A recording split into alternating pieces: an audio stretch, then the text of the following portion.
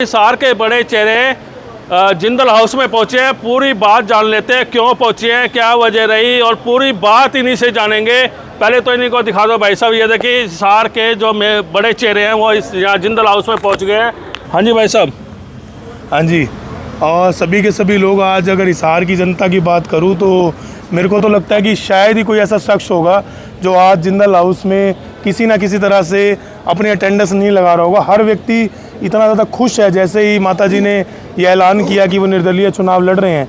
उसके बाद हिसार की जनता के अंदर एक अलग सा जो पिछले 10 सालों से हिसार, देखिए मैं बार बार एक ही बात कहता हूँ कि देश में मोदी जी ने बहुत अच्छे काम किए हैं, हरियाणा में हमारे मुख्यमंत्री ने बहुत अच्छे काम किए थे, लेकिन जब हिसार की बात आई तो कहीं ना कहीं हमारे विधायक, मेरे से व्यक्तिगत रिलेशन लोगों को पता है बड़े अच्छे हैं, लेकिन अगर मैं बात करूँगी जनता की बात करूँ तो जनता इस समय त्राही त्राही कर रही है। कुछ काम नहीं हुआ, बिल्कुल ही एक किस्म से विफल विधायक अगर हरियाणा के कहूँ तो वो हिसार के हुए। और हम लोग तो बिल्कुल डिमोरलाइज होकर बैठ गए थे, लेकिन कहते हैं कि हिसार को उमंग की किरण मिली। एकदम से सुबह फ़ोन आया कि माताजी इलेक्शन के लिए जनता की बात मान गई हैं और चुनाव का नामांकन कर रही हैं। वो एक अलग ही जोश हो गया। मेरे सैनी साहब से बात हुई, हमारे सीनियर डिप्टी मेयर रहे हैं, मैंने इनको कन्फर्मेशन किया, मैं कहा ऐसा है। और जितने भी लोगों से हमारी बात हुई, हर व्यक्ति एक होता है कि आप फ़ोन करके सैनी साहब बुला रहे हो। खुद शहर की जनता यहाँ पर, अगर आप अभी आपने तो तब देखा है सिनेरियो, हज़ारों की तादाद में लोग खुद आके कह रहे हैं कि हम लोग बिल्कुल साथ हैं। और उसकी वजह है नगर निगम पूरी तरह से फ्लॉप रहा। जो हमारे ये कहूँ पूर्व में मेयर रहे गौतम सरदाना जी और हमारे विधायक रहे कमल गुप्ता जी, देखिए उन्होंने अपने तरफ से प्रयास किए होंगे, लेकिन जनता इस समय इतनी ज़्यादा दुखी है। बहुत से गंभीर मुद्दे हैं, छोटी छोटी चीज़ें जो मूलभूत सुविधाएं नॉर्मली देनी चाहिए थी, उन चीज़ों को तरसा दिया गया। एनडीसी का मुद्दा इतना बड़ा रहा। आज हमारे देखिए, अब अभी मैं 2-4 दिन पहले साथ था, हमारे मेयर साहब के साथ था, उनकी बड़ी अच्छी क्वालिटीज़ हैं, बड़े शांत स्वभाव के हैं, लेकिन कल मेरा दिल बहुत दुखा जब उन्होंने ये बात कही कि मैं मंत्री जी की वजह से, कमल गुप्ता जी की वजह से एनडीसी वाला काम नहीं हो पाया। जनता, अरे आप रिज़ाइन दे देते, आपने रिज़ाइन क्यों नहीं दिया? और दूसरा एक बहुत बड़ा मुद्दा रहा जो सब बंदे तो कहीं ना कहीं दुखी है, प्रॉपर्टी सर्वे से, और उस मुद्दे को इतना बड़ा होने दिया गया। पूरे हरियाणा में मुद्दा सोल्व होता चला गया, लेकिन यहाँ सोल्व नहीं हुआ। और आज वो बात भी आप मंत्री जी के ऊपर डाल रहे हो, गलत है। कहीं ना कहीं ये विफल हुए। देखिए जनता ने मौका इनको दिया था और ये विफल हुए। आज सारी जो जनता है वो एक स्वर में, अब तो सिर्फ कहानियाँ हम आपस में बात कर रहे थे कि हम लीड कितनी बढ़ा सकते हैं। माता जी को लोग लड़वा रहे हैं चुनाव और हिसार की जनता खुद पहुँच रही है।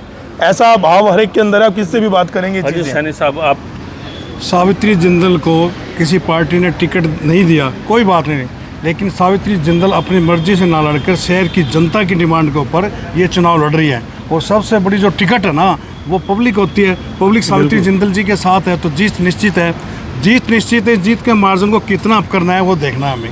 और उस जीत के निश्चित को बढ़ाने के लिए सभी लोग जिंदल हाउस में अपने अपने से दर्ज करवा रहे हैं और अभी अपने सभी साथियों को लेकर श्रीमती सावित्री जिंदल से मिला रहे हैं। शहर की अगर हम बात करें, आपके सामने बरसात के दिनों में पूरे शहर में जलमगर, पूरी सड़कें टूटी हुई है, कोई रास्ता ठीक नहीं है, रोड नहीं है, खड्डों में रोड है। ये इतनी बुरी हालत शहर की बनी हुई है। सीवरेज की बात करें, वाटर सप्लाई की बात करें, रोड की बात करें, इवन बहुत सारी समस्याएं शहर के अंदर है। सावित्री जिंदल विजयी होने के बाद इन सारी शहर को इन सारी समस्याओं से अवगत है, इनको सभी को दूर कराएगी और जनता के जनहित में जो भी कार्य होंगे श्रीमती सावित्री जिंदल बनने के बाद करेंगे। हाँ जी, नमस्कार दीपक जी आपको और सभी शहरवासियों को नमस्कार। मैं सिर्फ इतना कहना चाहूँगा कि चुनाव माता सावित्री जिंदल नहीं लड़ रही, पूरा शहर चुनाव लड़ रहा है उनके लिए। लोग चुनाव लड़ रहे हैं उनके लिए, वो खड़े हैं उनके साथ, चाहते हैं कि सावित्री जी मिले। 10 साल तक कमल जी विधायक रहे, यहाँ पे क्या किया ये किसी को बताने की जरूरत नहीं है। आप जगह जगह देख जाते हैं, जिस सड़क पे जाओगे आपको उनका विकास नज़र आ जाएगा, जिस मोहल्ले में जाओगे आपको उनका विकास नज़र आ जाएगा। तो उनका मान सम्मान जनता ने कैसा करना है जनता जानती है।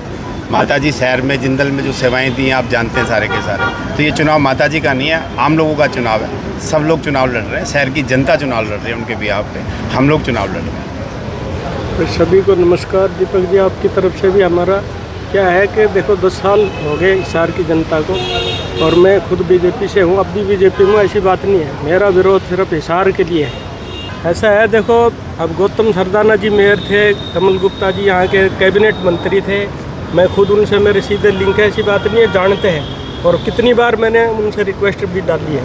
मैं यहाँ का प्रेसिडेंट भी हूँ मॉडल टाउन एक्सटेंशन का। Okay, good. तो क्या है कि अब या तो उनकी चलती नहीं या नीचे की टीम ने काम नहीं करा, प्रॉपर हिसाब में काम कोई नहीं हो रहा। मैंने गुप्ता जी को भी फेस टू फेस भी बोले हैं और हमारे केस जो अनअप्रूव्ड कॉलोनी है उनके केस भी भिजवा रखे हैं, इलेक्शन से पहले वो भी डिक्लेयर नहीं करवाई। ये टैक्स वाली बता रहे हैं, एनओसी की बता रहे हैं, तीन पार्टियों को इन्होंने ठेका दे दिया, लेकिन ग्राउंड पर जीरो है रिपोर्ट अब भी। ग्राउंड में जीरो। और हाँ जी, हाँ जी भाई।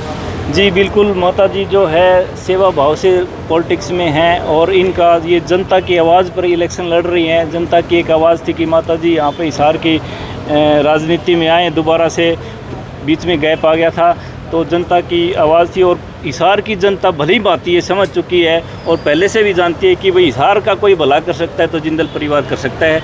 जिंदल परिवार के अलावा हिसार में कोई भला नहीं कर सकता।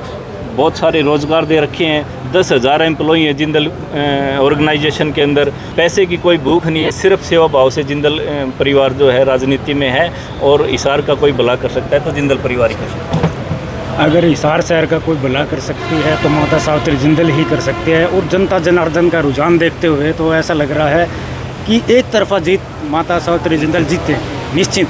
एक और विषय जो रह गया गिरधर जी, पहले ये बताना चाहूँगा मैं आपको, जो कमल गुप्ता हमारे विधायक थे यहाँ पे, उन्होंने खाली कमीशन लेने के अलावा हिसार शहर में और कोई काम नहीं किया। केवल उनके इस आदत की वजह से शहर का कोई भी काम नहीं हुआ। सीवरेज समस्या, सड़क की समस्या, हर जगह समस्या है। माता जी ओनली केवल हिसार वासियों की रिक्वेस्ट पे, उनके जनाधार के कारण, उनके रिक्वेस्ट के कारण ही इलेक्शन लड़ रहे हैं। उनकी जीत 100% क्लियर है।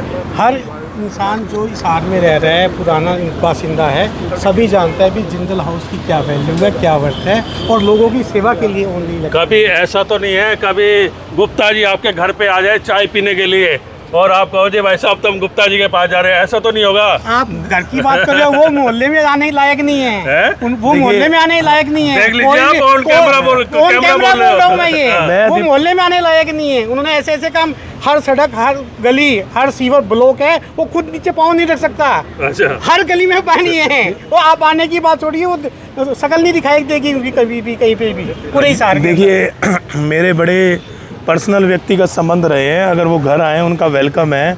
पारिवारिक स्तर पर सुनिए मैं कह रहा हूँ, पारिवारिक स्तर पर चीज़ें अलग होती हैं, लेकिन जब आप शहर के नुमाइंदे हैं, आप शहर के लिए, मैं पिछले 10 साल से रिप्रेजेंटेटिव के साथ काम कर रहा हूँ, मेरी पार्टी की सरकार रही है, तो हमें जनता की आवाज़ भी सुननी पड़ती है। ऐसा बयान देना कि कोई आपसे ये पूछे कि अगर कोई गड्ढे की बात करे, आपने बयान सुना होगा, तो कहते जी ये बात करना कि देखो हमने धारा 370 हटा दी, हमने राम मंदिर बना दिया। अरे वो मोदी जी ने बनाया, हम मोदी जी के साथ हैं। मैं भारतीय जनता पार्टी का कार्यकर्ता हूँ और रहूँगा, वो मुद्दा नहीं है। मुद्दा ये है कि आपने यहाँ पर क्या किया और उसके बाद आप कह रहे हो कि ऐसे ध्यान बटाओ, वो और भी गलत चीज़ है। कुल मिला के ये हो गया कि 36 बरादरियों का आशीर्वाद मिल चुका है जिंदल हाउस में। हमारे यही हो गया। बिल्कुल 36 बरादरियों का बिल्कुल। नमस्कार जी, आप क्या कहना चाहोगे? कहना क्या चाहेंगे जी, एक तरफा जीत है। एक तरफा जीत है, क्योंकि सब चाहते थे कि माता सावित्री जिंदल मैदान में आए, बिल्कुल, और टिकट ना मिलने के कारण थोड़े मायूस भी हुए, लेकिन सभी के कहने से माता जी ने लड़ने का निर्णय बना लिया। वोट डालने की जगह मिल गई सबको, अदरवाइज सोच रहे थे वोट डालने का, और फाइनली ये है कि मेरे हिसाब से सभी की जमानत जब्त है। बिल्कुल। और इन्होंने बहुत अच्छी बात कही है कि देखिए कई बार बड़े लोग भी गलती कर देते हैं। 10 साल से मैं इस संगठन में हूँ, बहुत बड़ी गलती हुई है हिसार में दोबारा रिपीटेंस देना, और उससे बड़ी गलती माननीय गौतम सरदाना जी ने की है, जो आज वो सारा दोषारोपण मंत्री जी को कर रहे हैं। वो अगर पहले रिजाइन दे देते ना बीच में, हम सब उनके साथ लग जाते, लेकिन उन्होंने क्या किया, जब उनको टिकट नहीं मिली ना, तब उन्होंने दोषारोपण करना शुरू किया। उससे पहले क्या सारे काम ठीक हो रहे थे? तो दोनों की आपस चट्टी मिट्टी है, दोनों मिलके उन्होंने सारा सिस्टम चलाया है। सारी चीज़ें आपको पता है, मीडिया वाले हो। सावित्री जिंदल जी की बहुत अच्छी लाइन अंदर थी, अभी अर्जुन जी को कह रहे थे कि हमें कुछ नहीं चाहिए, हमें सिर्फ सेवा। जिंदल जी सेवा करने के लिए आ रहे हैं, क्योंकि उनके पास ऑलरेडी सब कुछ है। ठीक है, वो चाह रहे हैं कि जो बाबूजी ओम प्रकाश जिंदल का एक सपना था कि शहर को मैं अच्छे से, जिस शहर के अंदर मैं बिज़नेस सेट किया, जिस शहर में मैं आगे बढ़ा, उस शहर को भी मैं आगे लेके चलूं। नहीं तो बहुत सारे नेता यहाँ पे हैं जो बनते हैं, अपने घर को भरते हैं और या फिर बिज़नेस सेट करते हैं बाहर जाके। इन्होंने सारा कुछ बिज़नेस सब यहीं सेट किए हैं, चाहे स्कूल देने का काम हो, चाहे अपना फैक्ट्री लगाने का काम हो, चाहे पार्कों का काम हो, चाहे हॉस्पिटल्स का काम हो। अगर मैं आज कहता हूँ कि सारी चीज़ों को हटा दिया है जिंदल आपके हिसार शहर से, तो हिसार शहर के अंदर बचेगा क्या? हिसार का नाम सही बात है। ठीक है, अगर आज हिसार शहर के अंदर है तो जिंदल परिवार की वजह से है, और सावित्री जिंदल वो चाहते हैं कि इस चीज़ को मैं और भी बखूबी तरीके से निभा पाऊँ, जो पीछे कुछ नहीं कर पाए थे उसको आगे बढ़ के जितना भी मैं कर सकूँ उतना करूँ, ओम प्रकाश जिंदल जी के सपने को पूरा करूँ। एक मुद्दा हमेशा एयरपोर्ट का रहा है दीपक जी, और आपने भी खूब कवरेज की है उस चीज़ की, 7-8 बार उसका उद्घाटन भी हुआ है। ऊपर के लोगों को भी मिसगाइड किया गया है, चाहे वो माननीय मुख्यमंत्री हो, वो लोग देखो उन्होंने तो पैसा देना था, दिया, सरकार का काम था पैसा देना। आप एक बात बताओ, आप अगर आज आप एक एयरपोर्ट बना रहे हो, इनसे कोई ये जाके पूछिए अगर आप इंटरव्यू ले कि आपने उस एयरपोर्ट पे चढ़ेगा कौन? एक एक बार चलो अर्जुन जी घुमाएंगे, हम घुमाएंगे, लेकिन आपने कोई ऐसा बिजनेस डेवलप किया जिससे एयरपोर्ट पे लोग आए? आप उसको अग्रवा को एम्स नहीं बनवा पाए। आपको हमने मेरे पास मेल पड़ी है, हमने इनको मेल की कि आप IT पार्क बना दो, सरकारी जगह बहुत पड़ी है, आप एग्रो इंडस्ट्री बना दो, सरकारी जगह बहुत पड़ी है, आप लॉजिस्टिक हब बना दो, क्योंकि कार्गो का हिसाब किताब चल रहा था, वहाँ पे 30,000 कंपनी है इंदिरा गांधी एयरपोर्ट पे, आप उनको रिक्वेस्ट करो यहाँ ले आओ।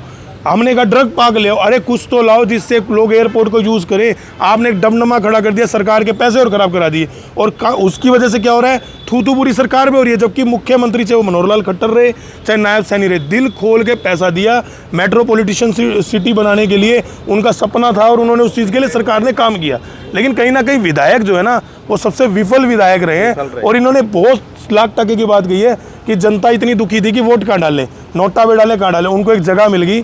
और लीड देख लीजिएगा, मेरे को लगता है अभी तक जो चुनाव होते थे 50,000 55,000 वोट वाला जीतता था, इस बार हालात ऐसे है कि 50,000 की लीड लेके इलेक्शन जीतेंगे। जितने समय से हम लोग इलेक्शन को देखते आ रहे हैं, जो जिस प्रकार के इलेक्शन हमारे शहर के अंदर हुए, पहली बार ऐसा हुआ है कि कोई कैंडिडेट है जिसके बारे में लोग ये कह रहे हैं कि इसका तो कुछ होना ही नहीं। भाई सिंगल वोट, मुझको एक आदमी मुझे ऐसा नहीं मिला जिसने ये कहा हो कि बीजेपी को वोट दिया जाए, या मतलब ये कमल गुप्ता को वोट दिया जाए। कमल गुप्ता से लोग इतने परेशान हैं जिसकी कोई हद नहीं है।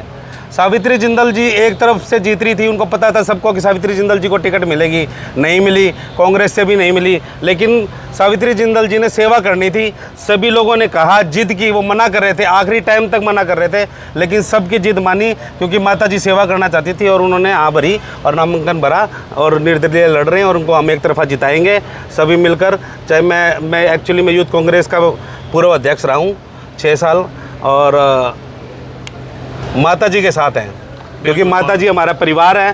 कांग्रेस से भी हमारे प्रत्याशी खड़े हैं, लेकिन यहाँ पे मैं अपने परिवार के साथ खड़ा होना पहले पसंद करूँगा, बाद में पार्टी को देखूँगा। माता जी पूरे शहर का परिवार है, और उनकी जीत एक तरफा है, इसमें कोई दो राय नहीं। जैसे अर्जुन जी ने कहा कि पार्क ले लो, हॉस्पिटल ले लो, आप विकास के नाम पे अगर बात करें, क्या नाम है, आप कमल गुप्ता जी ने वो जो आजकल अपना सूर्यनगर का पुल बन रहा है, तो आपके सरकार के सामने ही है जी, वो पुल अभी बन ही रहा है, और वो कितनी बार एक्सटेंड होगा वो आपको बताइए। एक तरफा जीत है, एक तरफा, दोस्तों कोई दो राय नहीं है। 36 बरातियों का आशीर्वाद मिल चुका है जिंदल हाउस को।